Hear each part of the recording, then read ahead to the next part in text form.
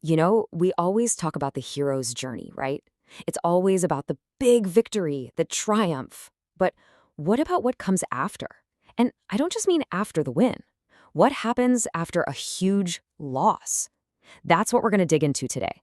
We're going to follow the path of the hero who's already fallen, the one who feels totally lost and broken, and see how they find their way back. Okay, so this image, we've all seen it a million times, right? The hero standing tall, the villain defeated, the sun setting perfectly. It's that classic happily ever after shot. It's clean, it's inspiring, and honestly, it's mostly a myth. Because let's be real, for most of us, the journey feels a whole lot more like this. Cracked, weathered, just kind of overgrown with doubt and failure. This is the part of the story we tend to skip over, isn't it? What happens when the hero fails? What happens when they actually break? But here's the thing. That moment of breaking, it's not the end of the story. Not even close. In fact, it's the total opposite. The fall, that's where the real journey, the journey of deep, true transformation, actually kicks off. And this feeling, wow, it's so heavy. See, it's usually not one big explosive failure. It's more like a death by 1,000 cuts. It's all the little setbacks piling up, just chipping away at who you thought you were. And this deep, kind of gnawing loneliness settles in because you don't just feel cut off from other people, you feel disconnected from the person you used to be. So if we're going to figure out the path forward, we first have to really understand what this weight is all about. So let's get into the anatomy of what defeat really feels like. Okay, first up is this idea of an identity fracture. Think about it. So much of who we think we are is tied up in our successes, in what we do. So when we fail over and over, it doesn't just sting, it can literally shatter our sense of self. You're left with this terrifying question: if I'm not the winner, then who the heck am I? And getting through that, it actually looks a lot like grieving. Because that's what you're doing, right? You're mourning a loss. The loss of a future you had all planned out, or maybe the loss of the person you thought you were. You've got all the stages: confusion, anger, and this frantic search for some kind of meaning in all the chaos. You know, we all love a good comeback story, but we want it to be a perfect straight line. That's just not how it works. Real healing is messy. It's all over the place. You take 2 steps forward, 1 step back. And admitting that, that's not weakness. That's just being human. And then, right in the middle of that storm of pain, you hit this point, a crossroads. And it's not some big, epic, movie moment decision. It's really quiet. It's just a choice. Am I going to give up and surrender to this darkness, or am I going to try to take just one tiny, shaky step towards something else?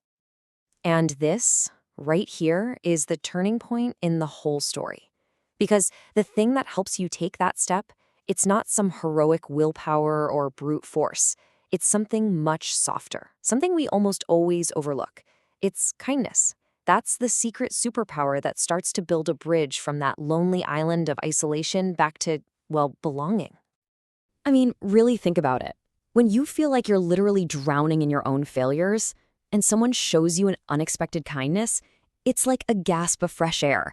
It's this tiny signal in the dark that says, hey, I see you, you're still here, you still matter. It just slices right through all that internal noise and self-doubt.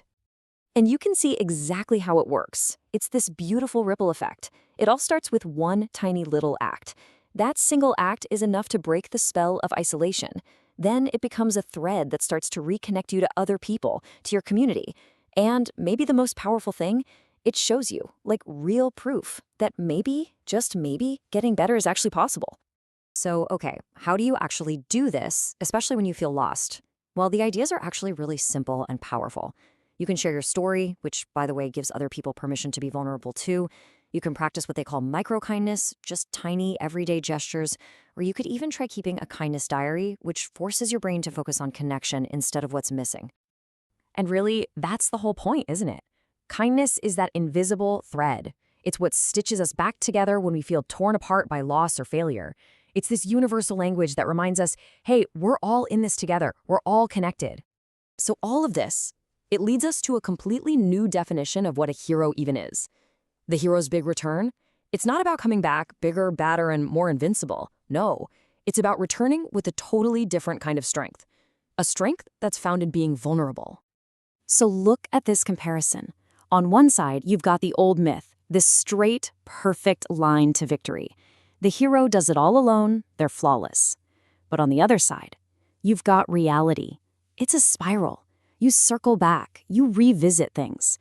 Your strength doesn't come from being alone, it comes from depending on others. And imperfection? It's not something to hide, it's something to embrace. And if you take one thing away from this, let it be this. Vulnerability is not weakness. It's the exact opposite. It's the birthplace of connection. It's where courage comes from.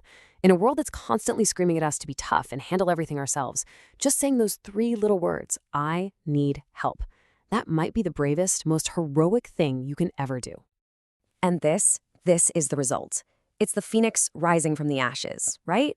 But the key is, the return isn't about pretending you were never on fire. You don't rise in spite of being broken, you rise because of it. The wisdom, the compassion, the empathy, all of that was forged in the fire. Okay, so this zooms the lens out. It's not just about one person's solo journey anymore. This is about us. It's a shared journey. We are all, whether we realize it or not, playing a part in each other's healing stories. So the first step? Just see. Really see. Look past the I'm fine and the brave faces. Recognize that pretty much everyone around you is fighting some kind of battle you probably know nothing about. The second thing is to remember this. Never, ever, ever think that your actions don't matter. A kind word, a quick text message, holding a door. It might feel like nothing to you, but for someone else, for someone who is right on the edge, it could be everything. It could be the turning point. And when you put all that together, that's how we do it. That's how we build a community where people feel like they belong. Community isn't some big, vague idea. It's built one small, compassionate choice at a time. It's just us showing up for each other. So I want to leave you with a question.